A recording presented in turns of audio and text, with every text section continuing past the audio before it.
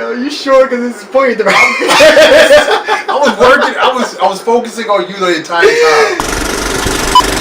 Thank you for joining and welcome. This is the Comic Show. I'm your boy J Rose, aka I Am Legend, and I have here. This is C. Sam's. This man changed his name already. Yeah, new you. I get it. Anyway, we're here to talk about Antman and The Wasp. We just seen this weekend. So we're gonna go through the pros, the cons, and the future of Antman, I guess. Yeah, we can touch on those things, some speculations too. Yeah, let's just get right into it. Start with the pros.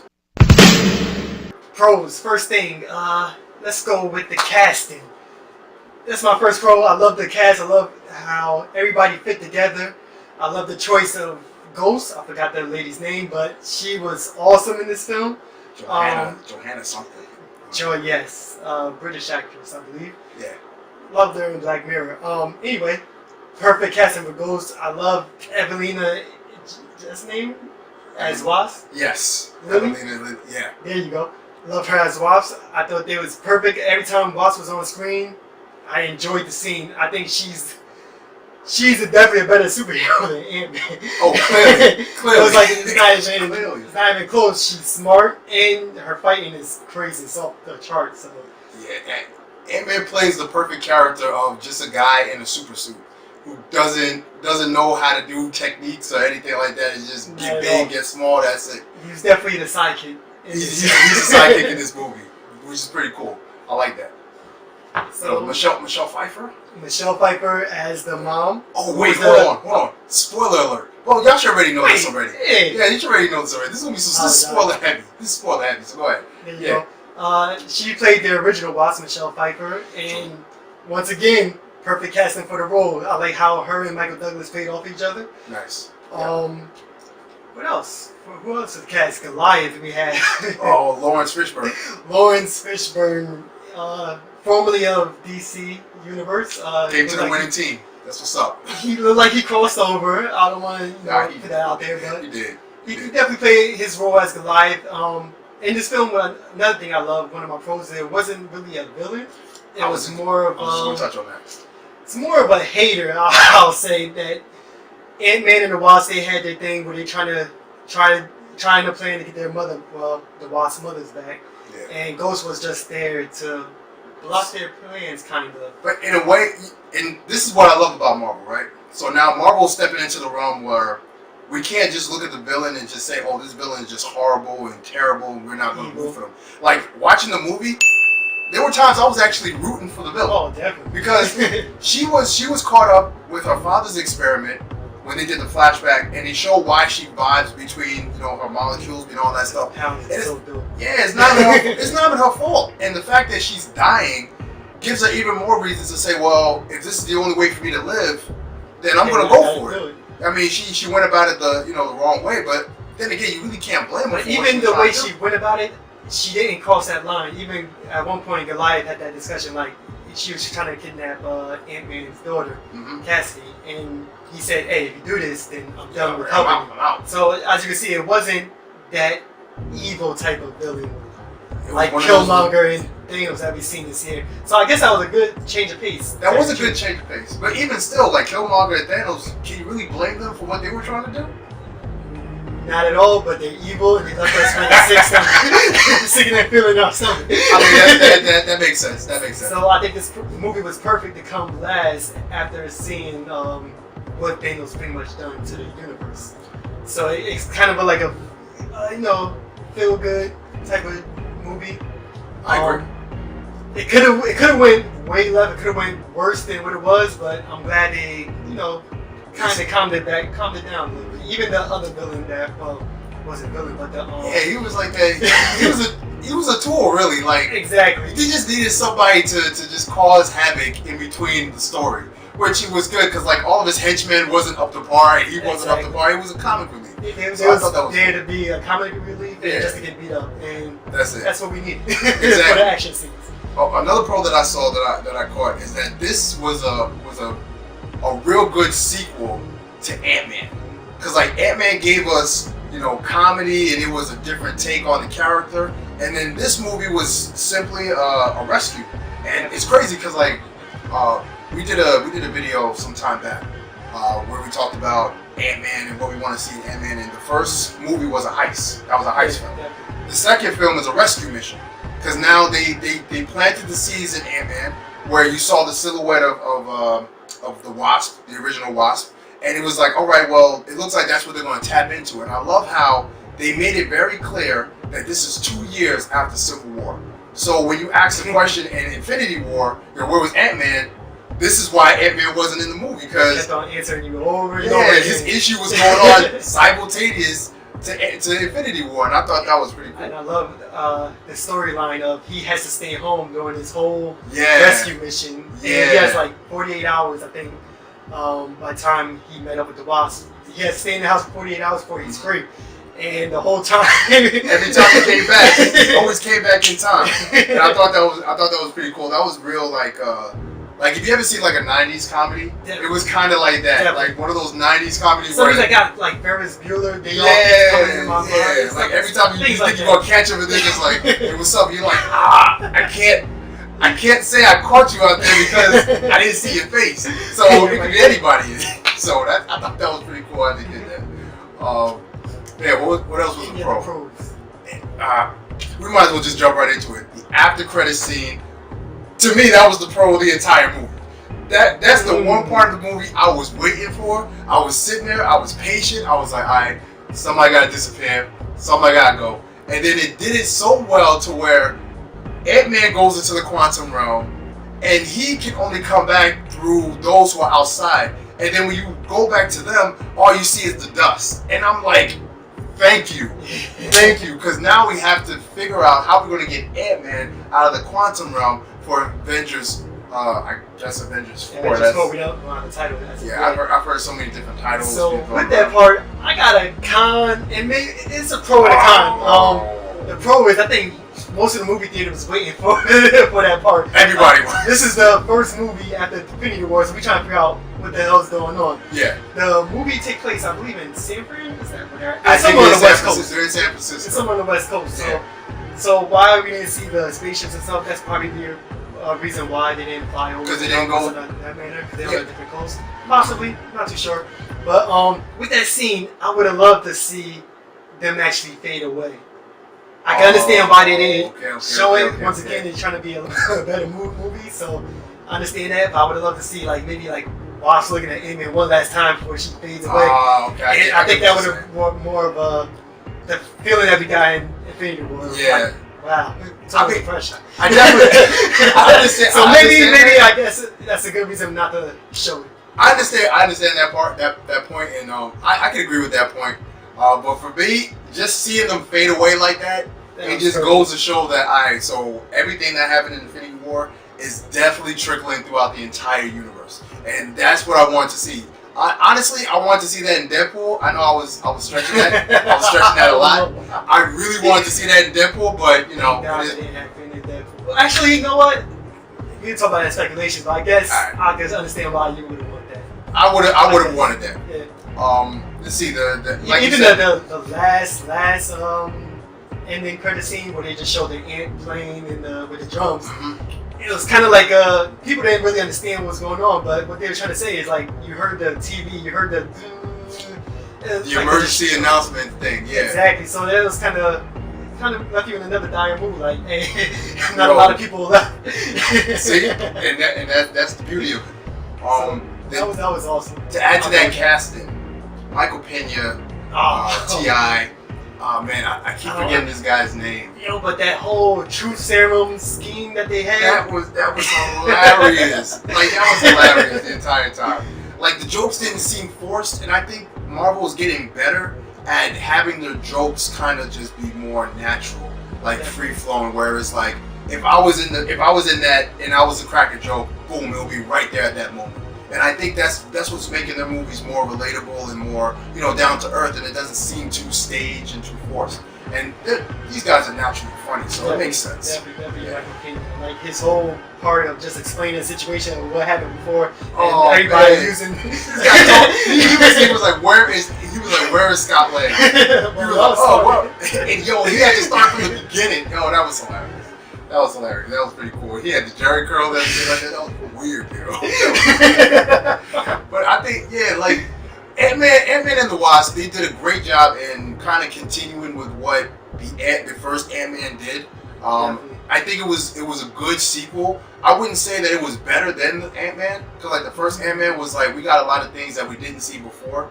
And I guess when we get into cons, it was a couple of, not a couple, but maybe one or two cons that I did have for the movie. But other than that, I thought it was a great sequel. It was the most logical sequel to that particular franchise. I thought that was great. Definitely. I guess the story itself was perfect for, like you said, a perfect sequel for Ant-Man. Yeah. So you got any other pros? Nah, that was it for me. It was a good movie. So then we're going to what he called cons or negatives. Well, I call it just things I would have wanted different. Yeah, so cons. The only thing that I would have changed, I already spoke about, was the after credit scene. I just would have liked to see them see each other get dusted. Like maybe the mom go first, and then the Wasp and her father looking at each other like, what's going on, and from there, one after the other. That's probably the only con I had. The only con I had was I didn't see enough Giant Man. And I thought that we were going to get first Lawrence Fishburne as Goliath. I thought that at some point he was going to suit up and he was going to go big at some point. Not necessarily a fight between him and Giant Man, but I thought that would have been pretty cool to see him as a black superhero, dressed up as his character. I thought that would have been really cool or really neat, or even show us a flashback of how he was, because like they showed a flashback of Michael Douglas as Ant-Man. Why not show Goliath? So I definitely could agree with that with the flashback. I think he's too old, because like they was talking about in the movie, Ant-Man saying I went giant for about 5 minutes. I slept like 3 days, because that's how much toll and stress it takes on the body. So I think he's a little older now to turn Giant Man, but I would have loved to see like a flashback of them past. Any other cons, negatives? Negatives, honestly, that was really it. Just I wanted to see more of the like, I love how we did the little men fighting with Yellow Jacket and Ant-Man with the Thomas train set. I thought that whole entire fight scene was amazing. And I thought, honestly, I wanted to see a little bit more of that. I kind of got that with the little cars and the Hot Wheels and all that stuff, and I thought that was awesome too. But I kind of wanted to see, like, maybe some more of that fighting on a small scale. I didn't get enough of that. And, that was only my Hey, well, you got the Antman and Wasp teaming up, working together, going small, going big, fighting against ghosts. That was dope. Cool. Like, that was cool. Like, it's crazy how they put these fight scenes together. Yeah, they did a good job with that. Ghost. Not to jump back into pros, but yeah, you can jump back in. Okay, so Ghost was she was really complex, but I loved her power. Because even though she was doing all these things, she had to still go into some type of stabilizer just to keep her steady, and then she could vibe, and the way that they were showing her like moving, and then it was like she'll move her face, and then her face will move, and then her face will move. Like all that time. Yeah, that was insane, yo. I was like, wow, that's pretty dope out of here. Like, it was just crazy. Like, she's screaming, and then she comes back, she's screaming. It's like, man, it's trippy. It's trippy. So our cons turns into pros, so I'll tell you how good the movie is. There you go. That's it. Any other negative? I ain't got no more. More negatives here. Let's just move on. Speculation. Alright, speculations. What do we think is going to happen next? We told you about the end credit scenes where it looked like Ant-Man is in the quantum realm by himself, unable to get out, and Wasp, the original Ant-Man, Michael Douglas, and the original Wasp, they all have been disintegrated, gone. Yep. Ant-Man's Ant-Friend is still around, that we know of. We thinking Michael Pena might be gone. He wasn't in the house that they live in. Yeah, we don't know. So what do we think? So here's my speculation, right? This is going to sound really crazy. At the end of that end credit scene with the ant playing and everything like that, it said Ant-Man and the Wasp will return. Now, I'm thinking... And then what happened right after that? There's a question mark. It played that for a second, 2 seconds, and then the question mark came right after that, so... see, now, Okay, so this is my speculation prior to that question. Oh, I thought you seen it. Okay. Nah, prior to that question mark. I wanted to ignore that question. But to be honest, I'm thinking his daughter was saying a lot of stuff like, I really want to be, you need somebody in the corner, I want to be a superhero like you. So what if his daughter becomes the Wasp temporarily? What if, let's say, because there's a lot of speculations going around about the synopsis for Avengers Infinity, Avengers 4. They're saying that it could be 5 years in the future. His daughter has to be around 12, 13? 10, 11? Yeah. Okay. That's the real age of the actor.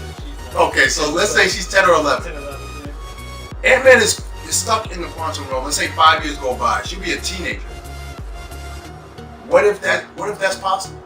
What if she's been trying to search for her father the entire time, stumble across his suit, and she gets him out, and then they meet up with the Avengers, and they go out to get Thanos, whatever, I don't know who knows.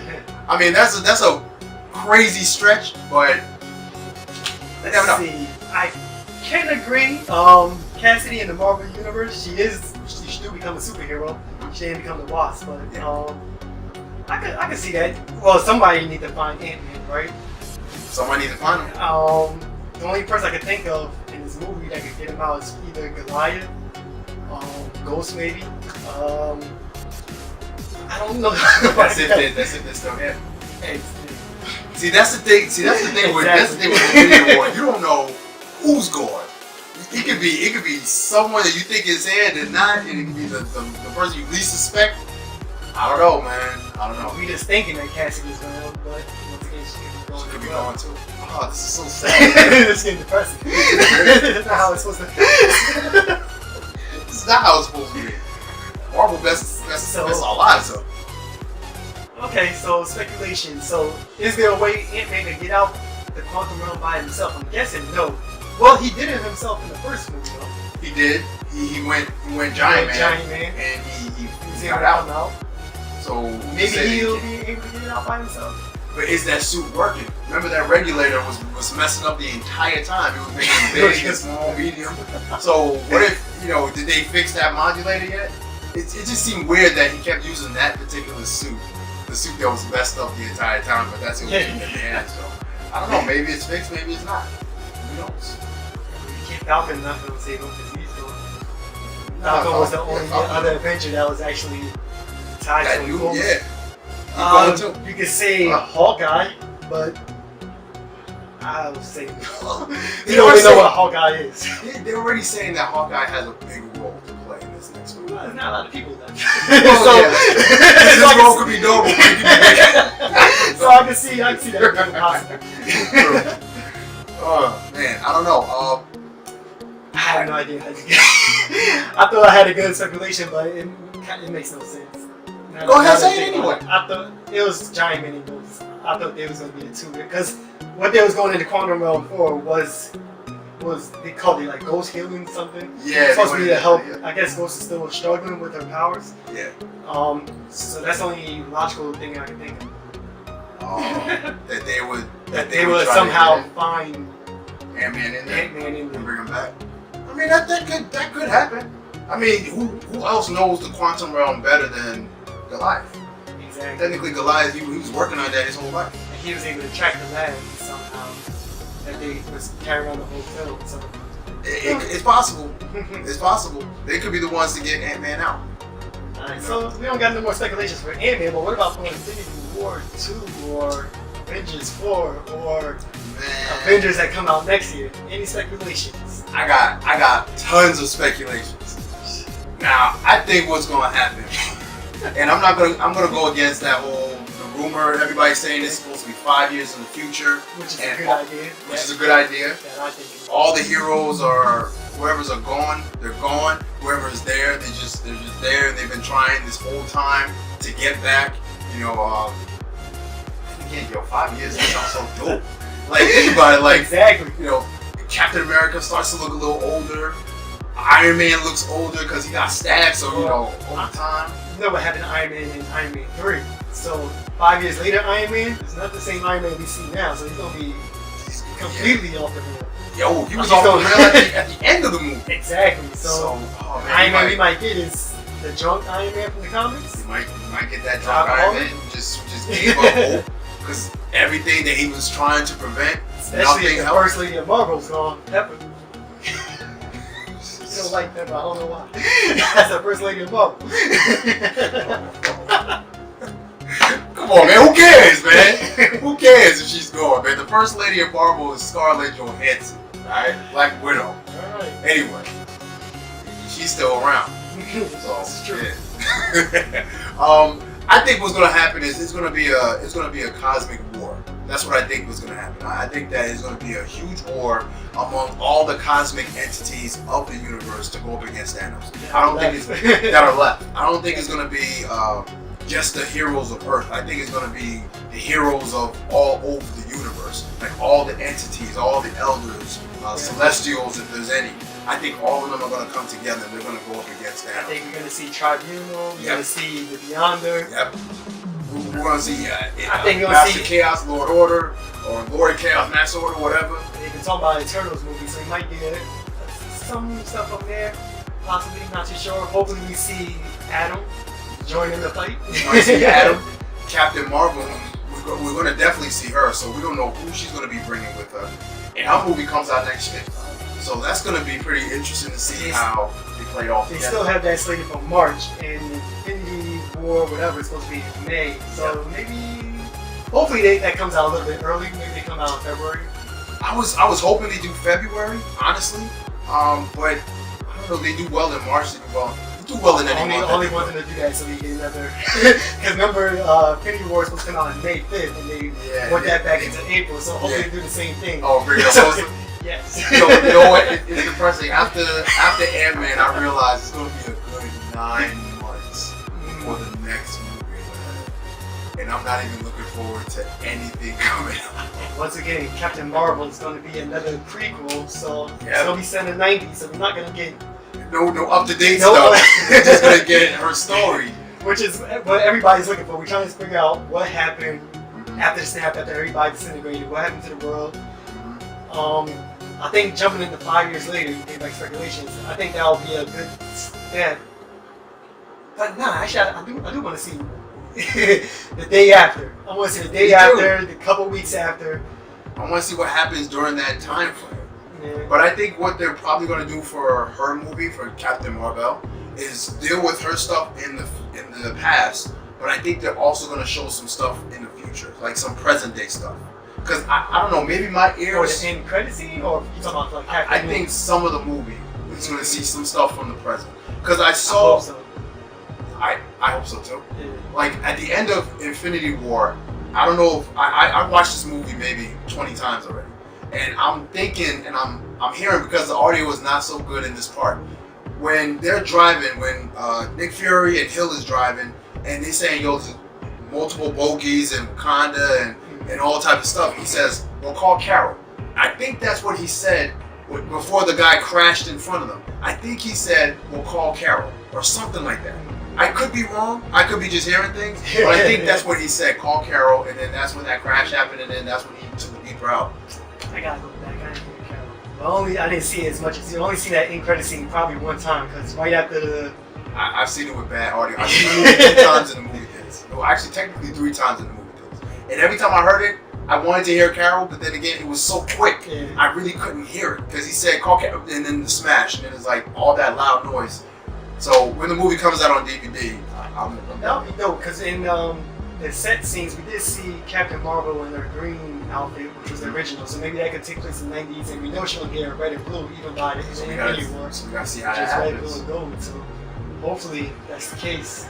It seems like this movie can't fail, and Marvel can't fail with this movie, because everybody is going to be waiting. Because if anybody looked at that beeper, they're saying, oh, Captain Marvel, everybody's going to be waiting for this movie, because they got to see what happens. So they got to get through some 90s stuff. They're going to get through some Nick Fury with 2 eyes, and that's all good. We get Nick Fury back. That's awesome. We get Coulson back. That's awesome too. Yeah. So we're going to get a lot of characters back. You know, this is supposed to be an Ant-Man review, and we jumping all over. Apologize, but hey, we're waiting.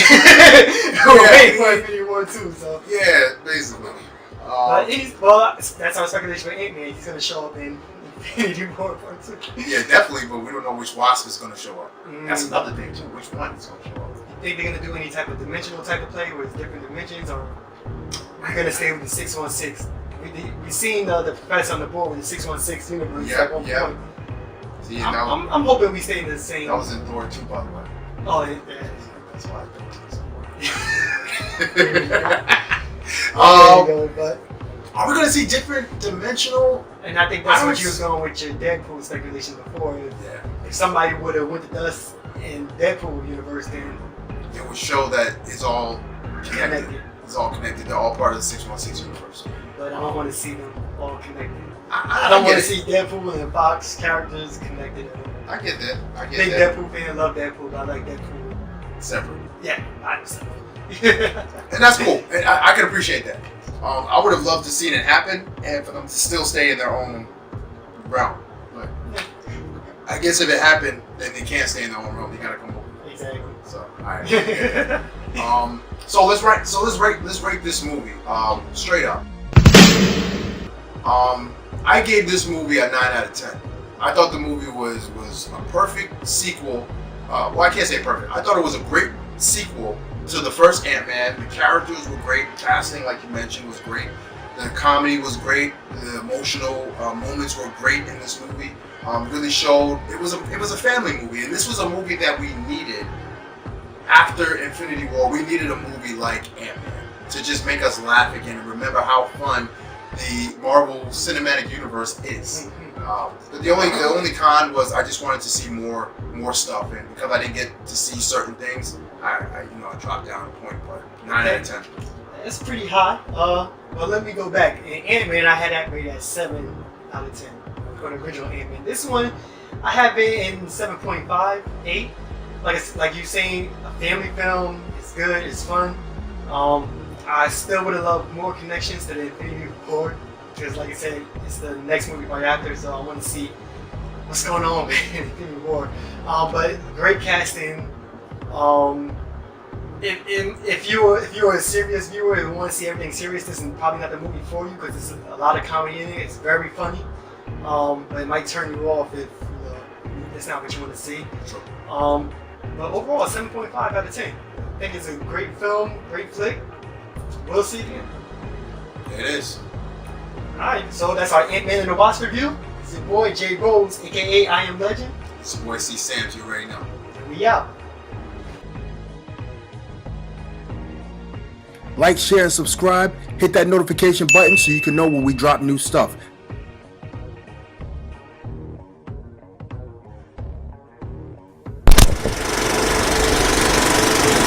To the writers, like, yo, come on, man. Like, what we doing here?